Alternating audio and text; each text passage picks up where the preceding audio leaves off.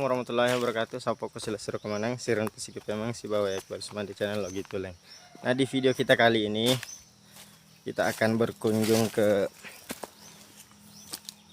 salah satu makam yang dimana ini adalah makam dari nenek kakek saya, yang dimana makam ini bernama makam Lama Pesangka dengan batu yang bisa dikatakan bercabang. Batu ini bercabang ketika ada cucunya atau cicitnya yang ingin menikah. Nah, pada saat saya ingin menikah dulu, itu juga terjadi hal seperti itu. Ada cabang yang muncul dan ketika saya sudah menikah, cabangnya hilang.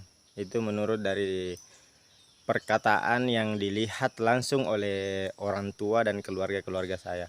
Nah, di mana makam ini adalah makam yang unik juga karena memiliki makam bundar, batu, kemudian bundar, kemudian ada tambahan, mungkin belakangan baru ditambahkan nama juga.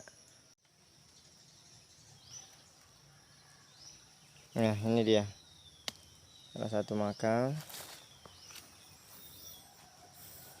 yang dimana beranak atau bisa dikatakan selalu bercabang apabila ada keluarga yang ingin menikah. Nah, yang uniknya di sini makam ini tidak pernah kering, selalu lembab seperti ini, berlumut seperti ini. Padahal ini berada di sekitaran di kebun, di sekitarannya ada kebun pohon jati, pohon bambu juga ada.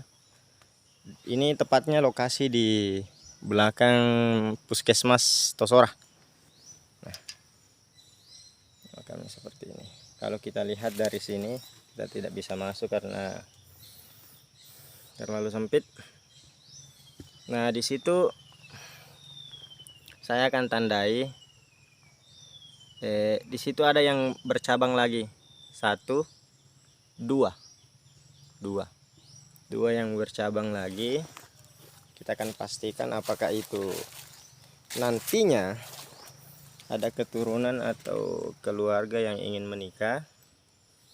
Ketika selesai menikah, apakah itu sudah hilang dari sini.